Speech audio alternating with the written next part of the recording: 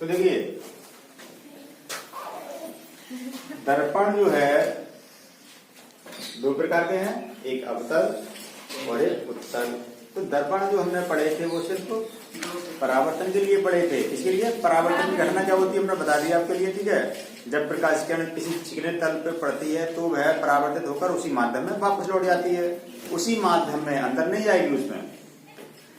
तो ये क्या होता है, परावर्तन होता है। उसके बाद हम लेंस पढ़ जाएंगे, किसके लिए पढ़ेंगे, अपवर्तन के लिए। इसके लिए अपवर्तन क्या होता है, जब प्रकाशीय किरण किसी एक माध्यम से दूसरे माध्यम में जाती है तो क्या होती है, वह अपने मार्ग से विचलित हो जाती है। इस घटना को क्या बोलते हैं, अपवर्तन बोलते हैं, ठीक है, प्रकाश का अपवर्तन। तो अपवर्तन का मतलब क्या हुआ आप समझ गए। तो लेंस में क्या होगा, प्रकाश जो है अंदर उसके जाएगा और क्या होगा, विचलित होगा। क्या होगा, विचलित हो जाएगा, ठीक है। तो जान लीजिए उत्तल लेंस कैसा होता है। तो चलिए हटा देते हैं, ठीक है, दर्पण हटा देते हैं। और ये जो है अवतल लेंस। तो उत्तल लेंस जो है बीच में जो है मोटा होता है, ठीक है। ये देखिए, चलिए मेरी लाइन है,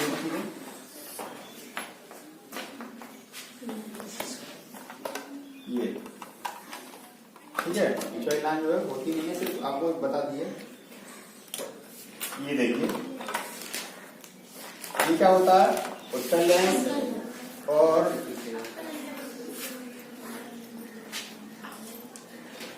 ये जो होता है बीच में पतला होता है, ठीक है।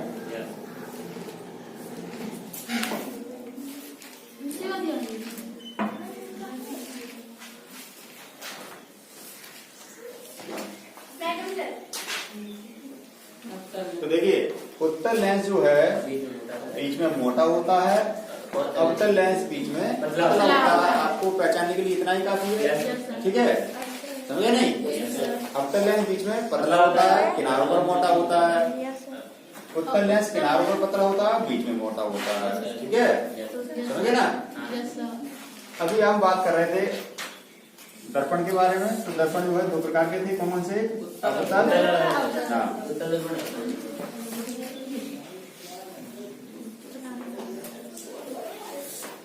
अवतल और उत्तल।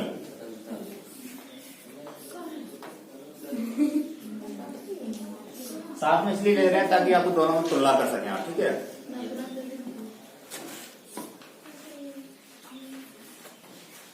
ये हो गया उत्तल। अभी आपने जो है 6 स्थितियां पढ़ी थी, किसमें पढ़ी थी, अवतल दर्पण में कितनी स्थितियां पढ़ी थी आपने, 6 स्थिति पढ़ी थी। ये देखो हम यहाँ बना भी दे रहे हैं आपके लिए, चलिए सीधा उतार देते हैं, दोनों का एक ही कर दे रहे हैं। ये देखो समझिए अच्छे से, अभी भी आपको बनाने नहीं आ रहा है कि सी कहाँ रखे हैं, एफ कहाँ रखे हैं। और बार बार हमने कल इतने अच्छे समझाया, पहले भी समझाया। फिर से देखिए, अगर आपने जो है यहाँ सी मान लिया, कहा यहाँ अपनी मर्जी से मान लिया, सुन लो ध्यान से। अगर आपने अपनी मर्जी से यहाँ सी मान लिया तो इनके बीच में अंदाज तो है कुछ ना, आपको अंदाज थोड़ा बहुत है नहीं, कैसे करना होगा। तो अंदाज से बीच में ले लेंगे एफ, ठीक है, समझ गए ना। और आपने सी जो है यहाँ मान लिया तो फिर वही अंदाज से बीच में मान लेंगे एफ। ये देखिए बीच में हम एफ मान ले रहे हैं, समझे ना। 6 स्थितियां किसमें पड़ी थी, अवतल दर्पण में। किसमें, अवतल दर्पण में वही 6 स्थितियां हम पढ़ेंगे उत्तल लेंस में, समझ गए नहीं। यहाँ आपने कितनी स्थितियां पढ़ी थी, 6 स्थितियां पढ़ी थी, ठीक है। वही 6 स्थिति आपको पढ़ने को मिलेंगी यहाँ,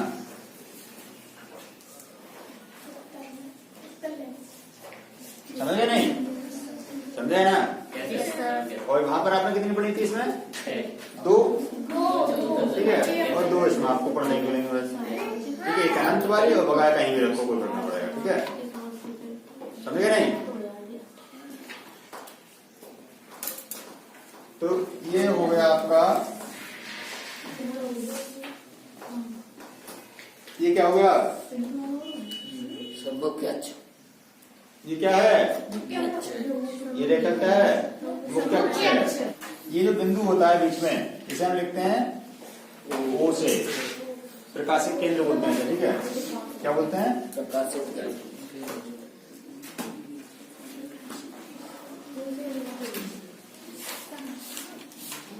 ये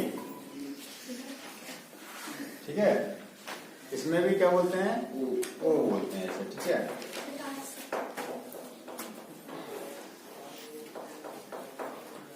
फोकस का मतलब आप जानते हो, फोकस मतलब क्या होता है? यहाँ जब हम पढ़ रहे थे तो परावर्तन के बाद समांतराल वाली किरण परावर्तन के बाद कहां से जाती थी? फोकस से आती थी। लेकिन यहाँ से जो है परावर्तन थोड़ा ना होगा इसमें। ये देखिए अपने एक किरण लेके आ रहे हैं, ये इसमें एक किरण लेके आ रहे हैं, ये ठीक है। उत्तल लेंस में एक गुण होता है कि यह समांतर आने वाली किरणों को एक केंद्र पर फोकस कर देता है। फोकस का मतलब कहाँ फोकस करेगा? वो अपने फोकस पर ही केंद्रित करेगा, ठीक है। तो समांतर आने वाली किरण चाहे एक हो चाहे अनेक हो, सभी किरणों को वो कहाँ फोकस कर देगा? अपने फोकस पर, ठीक है, या केंद्रित कर देगा अपने फोकस पर। तो ये किरण कहाँ फोकस हो जाएगी? ये केंद्र पर आ गई, ठीक है। इसी तरह से अगर ये वाली किरण हो तो ये कहाँ से जाएगी? फोकस से। तो ये देखो ये चली गई, ये इधर गई, ये इधर गई, तो दोनों किरण कहाँ मिली? अपने फोकस पर, ठीक है। तो ये इसका हो गया मुख्य फोकस। ये क्या होगा इसका?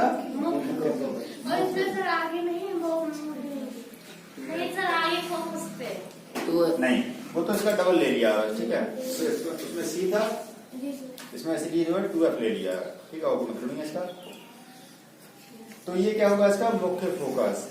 इस प्रकार से इसमें भी हम कहेंगे मुख्य फोकस ये होगा या ये होगा, दो है ना इसमें से बता रहे हैं कौन सा मुख्य फोकस होगा इसमें, ठीक है। तो देखो इसका एक गुण ये होता है, अवतल लेंस का गुण ये होता है कि ये समांतर आने वाली किरणों को फोकस की सीध से क्या कर देता? फैला देता। क्या कर देता? फैला देता। ये केंद्रित नहीं करेगा। केंद्र अगर ये केंद्रित होती तो इधर जाती, फैल जाएगी, ठीक है। ये क्या होती है? फैल जाती है। इसके लिए देखो एक रखेंगे पटरी यहाँ, ठीक है, ऐसे, और दूसरा रखेंगे यहाँ, ये वाला देखिए, और ये जो है पीछे की तरफ हम कर देंगे डैश डैश ऐसे, क्योंकि पीछे तो आएगी ना किरण, और आगे कर देंगे इस तरह से आगे, ठीक है। तो ये किरण आपकी, तो किरण कहाँ गई? ये आई और ये चली गई, लेकिन जाएगी कैसे? इसकी सीध से, ठीक है, फोकस की सीध से। ये ना ये ऐसे कर दें तो वो जाकर मिले, हाँ। ये भी ना कि हम ज्यादा देरी करते कि यहीं मिल जाए किरण पीछे हटाने पर, ठीक है। किसकी सीध से आएगी? फोकस की सीध से। तो ये हो गया इसका मुख्य फोकस।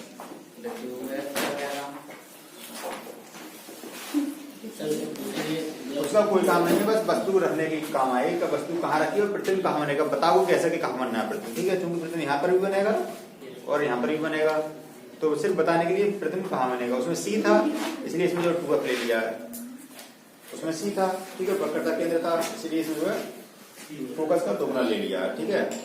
इतनी बात समझ गई? चलो जो है हमारी हम इस तरह से कर रहे हैं, ठीक है सर, तब आप इसे देख रहे हो, लेकिन सामने से देखोगे हमें तो अंतर आएगा ना उसमें। तो इसे सामने से, इसे साइड से देख रहे हो इस वक्त आप, ठीक है। तो सामने से देखोगे तो कैसा होगा? ये गोल होगा, ये, ठीक है। ये सामने से देखोगे तो ऐसा दिखाई देगा, और साइड से देखोगे तो ऐसा दिखाई देगा। ये वाला सामने से देखोगे तो ऐसा ही दिखाई देगा, और साइड से देखोगे तो ऐसा दिखाई देगा, समझ गए? तो किनारे इसके क्या हुए? ये किनारे हुए इसके, ठीक है। ये वाला हिस्सा बीच का हो गया, ठीक है।